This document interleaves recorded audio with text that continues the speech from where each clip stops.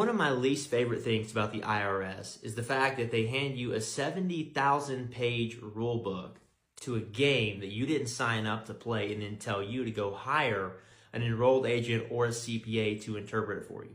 But the reality is most of these CPAs and enrolled agents are just lazy humans who don't want to do a lot of work.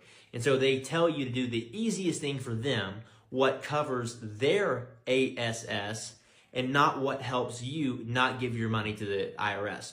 And a lot of times what that is, hey, pay yourself $250,000 a year on a W-2, take a K-1 for the rest. When it's all said and done, you're going to pay 60% of your income. But that's okay because CPAs are one of the only fiduciaries that don't have a performance-based compensation. What do I mean by that? Well, when you pay an attorney, a lot of times you're paying them based on the winnings, or they'll get an incentive to make you win.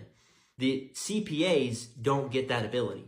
So whether they save you $100 or whether they save you $100 million, they get paid the same, and it's illegal for you to pay them any more.